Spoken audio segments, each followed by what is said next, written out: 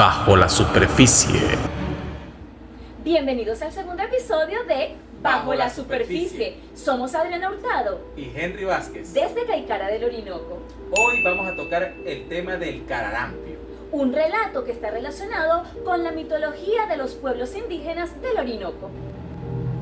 Adriana, para el tema de hoy vamos a contar con otro invitado de lujo, el profesor Milton Rojas, profesor de nuestra población, historiador, ha escrito libros y además es cronista emérito de nuestra ciudad. ¿Quién mejor que él para narrarnos las historias, las vivencias, la cultura, la cosmogonía de nuestros indígenas y de nuestros ancestros? ¿Quién mejor que él para narrar, para hablar de ese mito del cararampio? Que yo creo que todos estamos a la expectativa acerca de qué se trata ese mito, porque yo aún no he entendido exactamente de qué se trata. Bueno, para eso es el programa. Para este programa es para hacer conocer los mitos, las leyendas del Orinoco, que son tantos, muy interesantes. Y además, bueno, vamos a estar conversando diferentes temas a lo largo de la temporada de Bajo la Superficie. Canal de YouTube, @Bajo la Superficie 2.0, y nuestras redes sociales, Facebook, Instagram y TikTok también, @Bajo la Superficie 2.0. Bienvenido, profesor Milton Rojas, a Bajo la Superficie. Estamos por acá en el segundo episodio y hoy vamos a hablar del cararampio. Pero primero tenemos que hacer válida la ley que pusimos en el primer episodio de Bajo la Superficie. ¿Y adivinen cuál es? El brindis. El brindis. Este invitado sí sabe. Este invitado está al día con Bajo la Superficie. Este invitado sabe, ¿no? Bueno, en verdad, quería agradecerte, Adrianita, esta invitación para este programa Bajo la Superficie que ustedes están promocionando muy bien. En verdad, quiero felicitarlos por esa intención de promover los temas de los niños. Y escogieron un tema que es profundo, es ancestral en el Orinoco. Y no hay nadie más bajo la superficie que el cararampio. Oh, o sea que el cararampio tenía que ser el primer episodio. El primer, no, pero será un episodio eterno. No, pero es que el primer episodio fue de los encantos, Sí, y también está claro, bajo la superficie. Está bajo la superficie. Bueno, sí. Pero nosotros queremos saber, y yo creo que todos quieren saber, ¿qué es el mito del cararampio? ¿De qué se trata? Porque yo estuve viendo por allí que se trata de los orígenes de la humanidad, de nuestra tierra, de todo esto. Tiene algo que ver con eso, ¿no? Con la cosmogonía. Pero yo quiero que tú nos lo cuentes porque yo realmente Claro. no sé absolutamente No, nada no. de lo que es el cararampio. Pero fíjate, yo conversaba con Henry fuera de las cámaras y contigo misma, y el cararampio es un tema muy interesante. Decir que es un mito porque pertenece a lo literario, ¿no? Porque él tiene unos ancestros en los pueblos indígenas del Orinoco, viene de allá. Los pueblos antiguos del Orinoco lo llamaban el Duli y Huaqueca Quichey, ¿verdad? ¿Eso en qué lengua es? Eso es lengua tamanaco.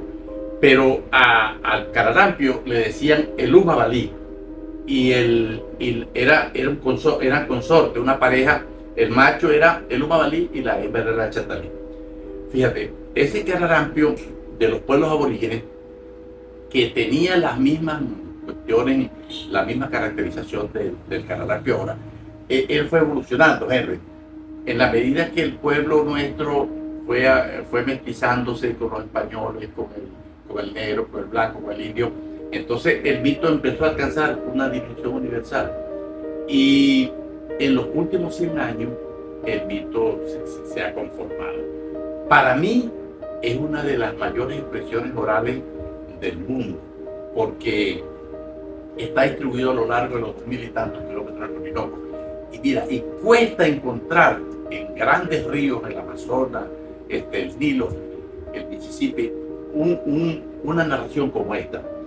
Tú vas, por ejemplo, Adrianita, uno va a cualquier parte del Orinoco, en el Alto Orinoco, aquí en el Medio Orinoco, en el Bajo Orinoco, y en cualquier puerto donde tú vayas en el Orinoco, tú le preguntas a la persona y escribe lo que sabes del cararampio, te lo define. Decir, por ejemplo, sobre la pregunta que él es un fenómeno literario, es un fenómeno lingüístico. Es de tradición oral, Sí, ¿no? sí, Va de generación en generación. transmitiéndose oralmente. Pero él tiene una cosmogonía, como tú decías. El cararampio se supone es una gran mantarraya que se devora las costas del río, y entonces le crea una manera de vivir a la población. Cuando él viene, él se anuncia, tiene un periodo de anunciación. Entonces las aguas se calientan, el río tiene ebullición, hay brisa, y finalmente se produce el proceso de barrancador, porque la cosa termina en que se comen las costas, 80, 100 metros de costa. Lo he visto, ¿sabes? Pero el cararampio Ya va. No, ya va, pero el cararampio es un animal de grandes es dimensiones. una mantarraya. Es una mantarraya. Yo pillo en mi mente y en otros relatos pensaba que era como una especie de un 100 pies gigante, algo así. No es una mantarraya. Es una mantarraya. Sí. Mira, pero esto que tú nos cuentas de que esta mantarraya viene y se calienta en las aguas y luego va comiéndose toda la costa, es ese proceso precisamente de la bajante del río, de la época de estiaje, donde el río, obvio, el agua se calienta, viene la evaporación, Hay algo geográfico. viene la aquí, evaporación, sí. bajan las aguas y el oleaje va socavando esas costa. costas y la arena se van dejando las marcas. Fíjate, Entonces, pero lo geográfico no explica el cararampio completamente, Adriana. Yo estoy de acuerdo contigo en que hay un fenómeno relacionado con la geografía del río, su carácter sedimentario, que tiene esos ciclos. pero es muy bonito como explican algo que Él podríamos se ver anuncia, pero naturalmente. también la gente tiene una... Pero qué bonito lo explican, ¿no? Sí, ¿cómo se llama? Ellos para combatirlo, le tiran cucharillas, sal, le rezan. Mira, y sí... O sea, hay una especie de ritual sí, para evitar que no se coman las costas. para que no se coman las costas. Pero aún así, él se sigue comiendo las costas. Y la gente, mira, la gente del río, Adriana, de cualquier parte del río, ellos sienten una admiración por esa criatura. Y cuando tú vas a Las Vegas con ellos y duermes con ellos y compartes. Yo una isla urbana, que es donde yo más escuchaba el mito, y a ellos yo tenía que escribir un ensayo sobre eso, lo cual un día también trabajaba. Y ellos me decían, esto sí, y un día fuimos a La Vega y estábamos allí, y a las 2 de la mañana salimos corriendo para la Curiara, porque el animal se llevó la costa donde estamos, y se llevó las gallinas y los patos, pocas veces personas, porque él tiene un periodo de anunciación. Él se anuncia y entonces la gente se levanta, hay un ruido, todo. Y tiene sonido y todo. Sí, y todo, y que las aguas se calientan. Sonido, Sí, viento. sí. Pero hay una época específica del año donde él aparece. No, él siempre aparece, pero sí se puede decir que los periodos cuando el río baja son más propensos a la aparición de él. Lo que explicábamos de la geografía del O sea, río. de pronto habría una explicación que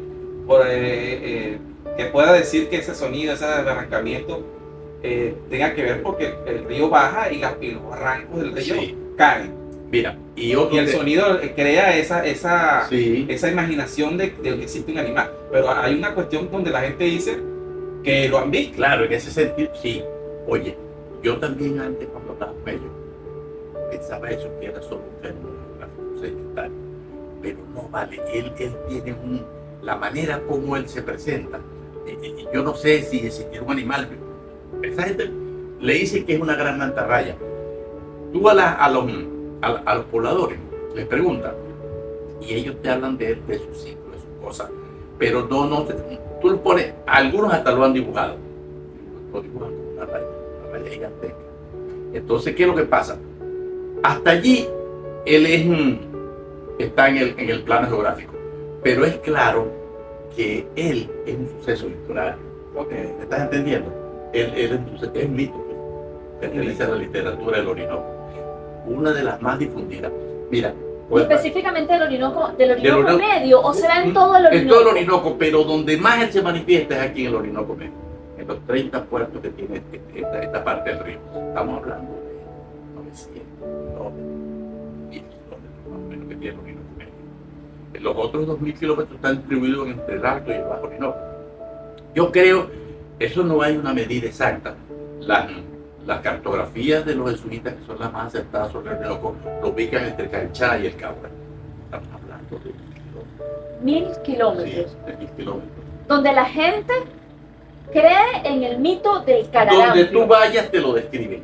Te describen la manera de comportarse, te describen la anunciación, como inclusive el cararampio en los tiempos modernos ahora, él, digamos en el último siglo, él comenzó a evolucionar.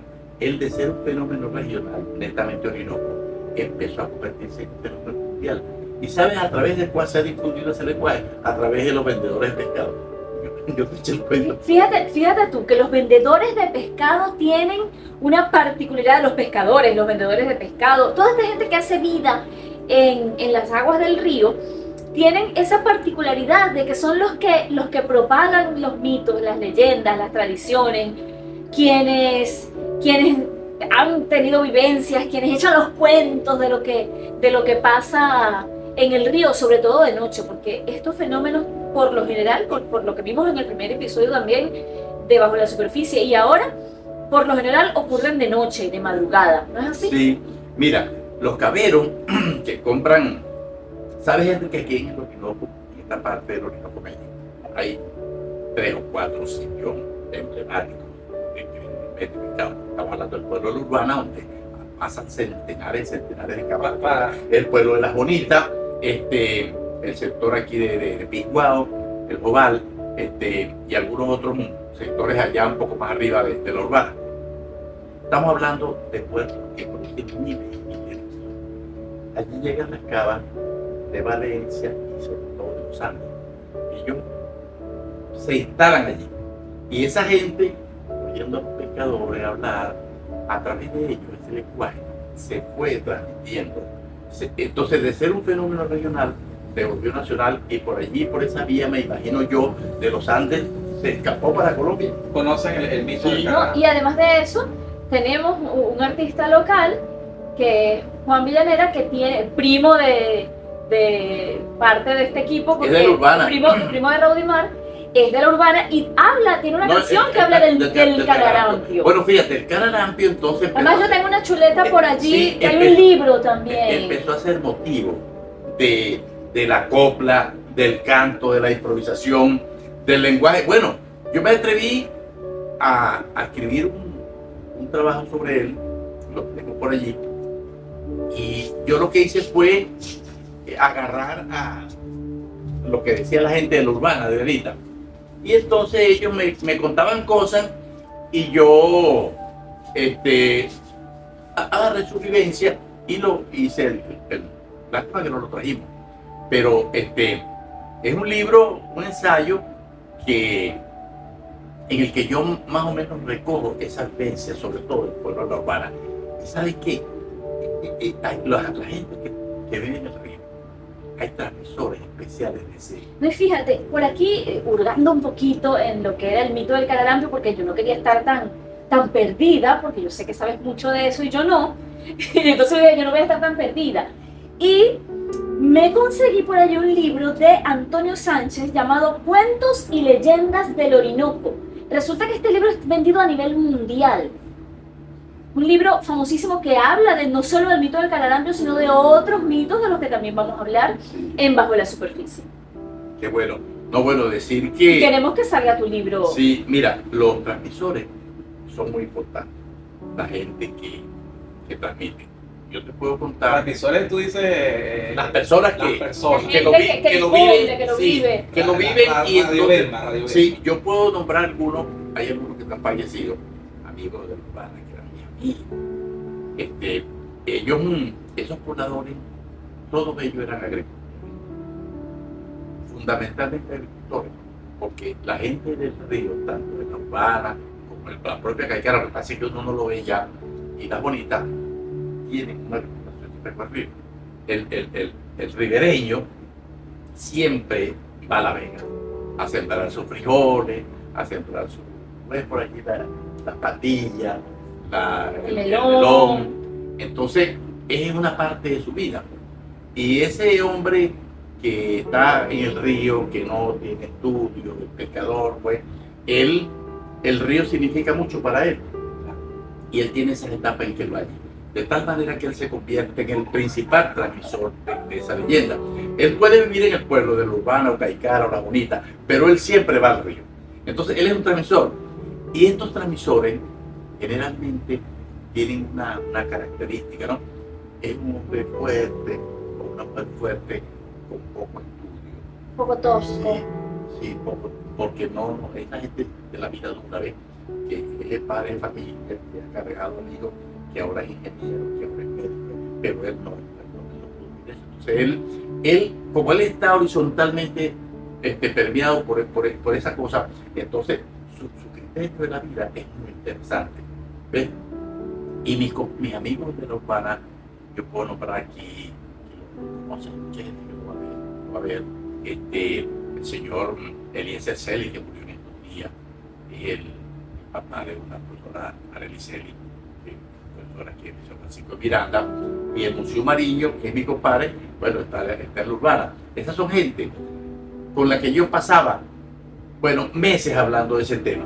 Es increíble, eso no se agota. Y entonces, además de hablar del cararampio, pasábamos por la fiesta de la Virgencita del Carmen, que esa es otra cosa increíble.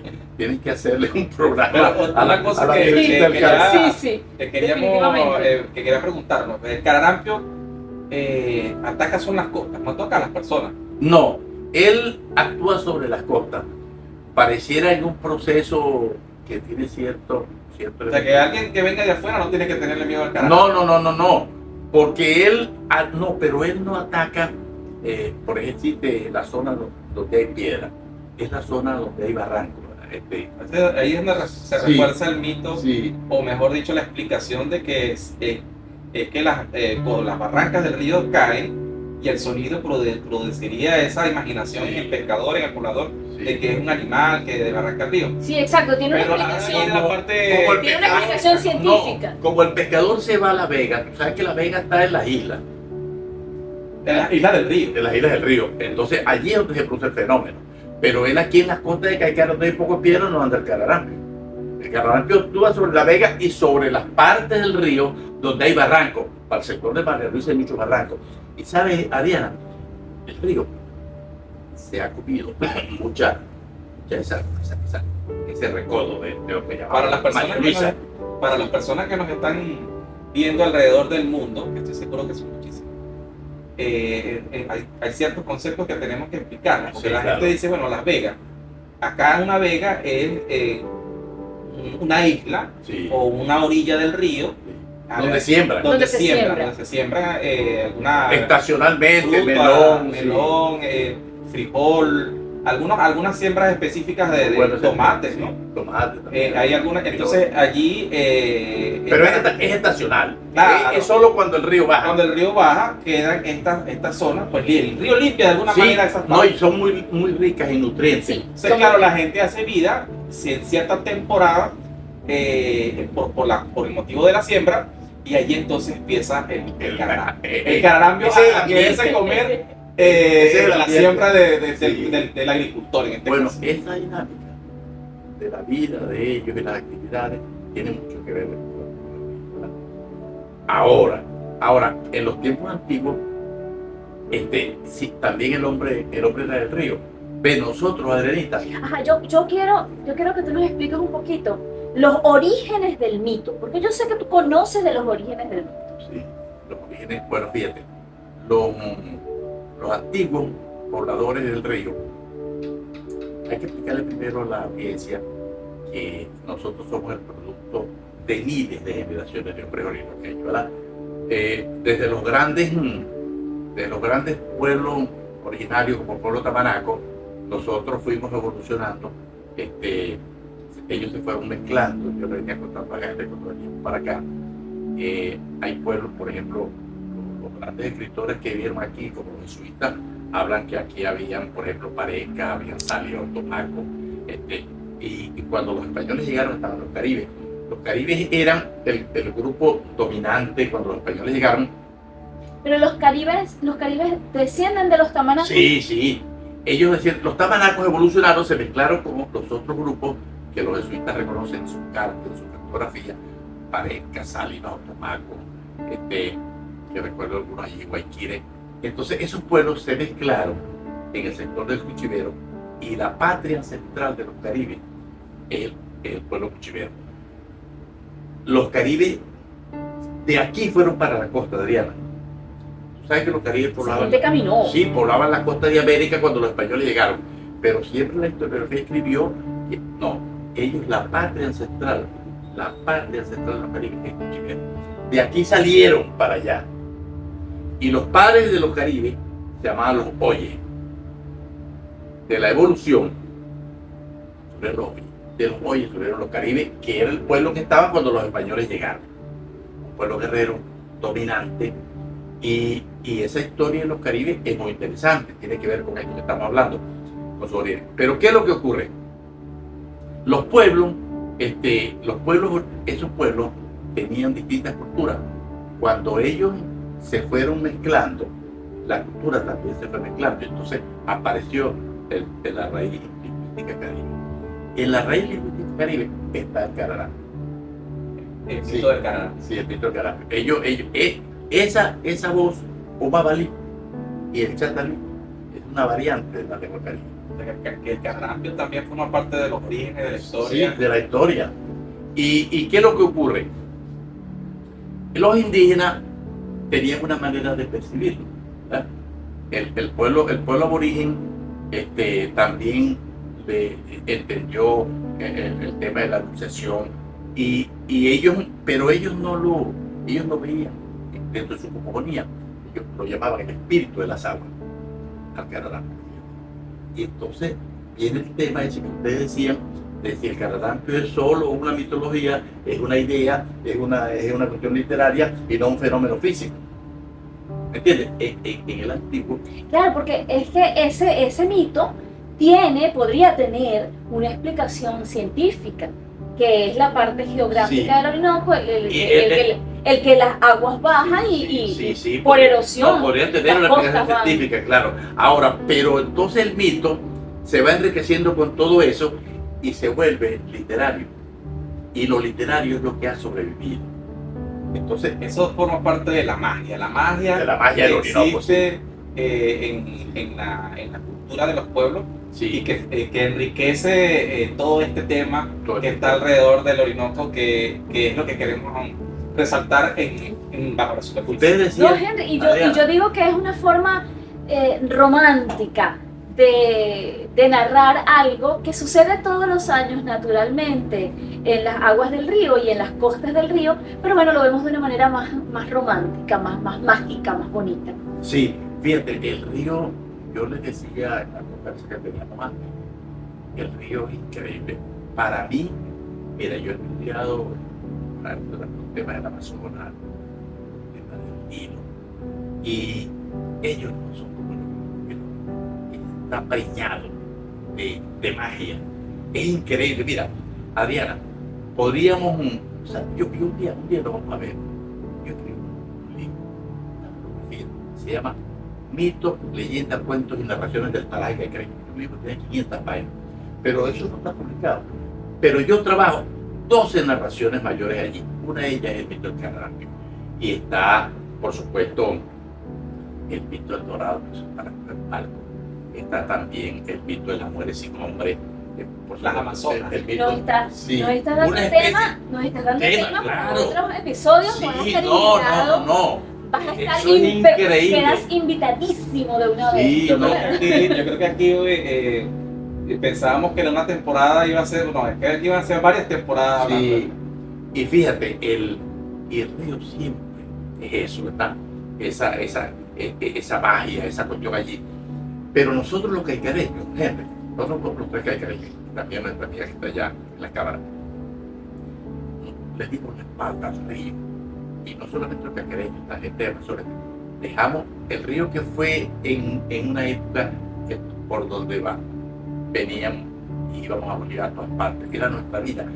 Un día cuando apareció la carretera y el carro, sí, las provisiones lo olvidamos, le dimos la espalda. Y nosotros, los caicareños, sin río no somos nada, Diana. Es increíble. Creo que Venezuela qué bonito es nada eso. sin el Mira, Orinoco. Ya va, qué Venezuela. bonito es. Venezuela O sea, no sería Venezuela sin el sin el Orinoco Orinoco. no somos Mira, nada. tú sabes que les he hecho un cuento que yo siempre lo nombro. Uno de los enamorados, uno de los hombres que amaba el río, y vino aquí 2 o 3 veces, solo para oír el río, para verlo, para tocarlo. Se llamaba Andrés Río Blanco. Bueno, fíjate, Andrenita, el tema, Henry, del poeta Andrés Río Blanco, él en sus cartas personales admite que él, para poder encontrar su camino, tuvo que venir al río.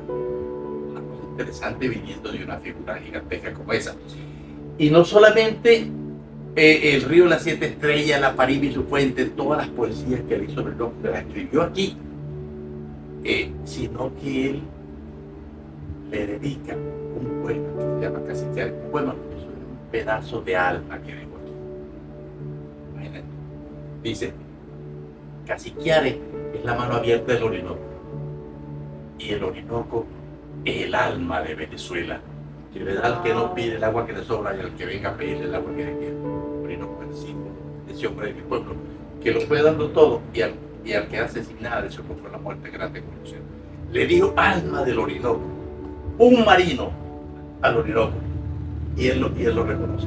Bueno, fíjate, entonces El Orinoco es grande. es grande. Yo no soy tan grande como Andrés Eloy Blanco, pero ni pensarlo, yo no le llego ni cerca, no estoy ni cerca. Pero bajo la superficie sí Pero yo estamos. voy cada cierto tiempo, y yo siempre lo digo, cada vez que grabo en el Orinoco voy a recargarme de la energía Claro. del Orinoco, del río Padre. Y amarlo, estamos volviendo a él. La idea de este programa y de este podcast es rescatar ese amor por el Orinoco, por nuestra tierra. Pero el Orinoco es mucho más que un nombre, o a lo mejor la gente lo conoce más por la faja petrolera del Orinoco. Sí, hay sí. hay más riqueza que el petróleo que Pero está en el fíjate, Orinoco. Henry, y ese es un temazo, no siempre se nos pasa el tema del cuidado del Orinoco, la cultura ambiental, porque bajo la superficie nos va a llevar a tocar ese tema. Y Amén. tenemos que tocarlo, porque nosotros, esta generación, no nos podemos permitir. Imagínate tú un mundo sin Orinoco, un día que se seque.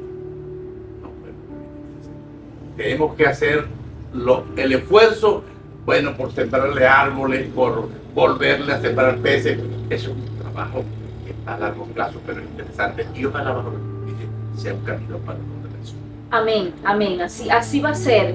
Y el Orinoco es inspiración para muchos, incluso hasta una gaita tiene el Orinoco. O sea, es tan grandioso, encierra tantas cosas como tú lo dices, es tan rico en flora, en fauna, en mitos, en leyendas. Encierra demasiadas cosas como para dejarlo de lado. No, y fíjate, jefe, y el Orinoco no, es una...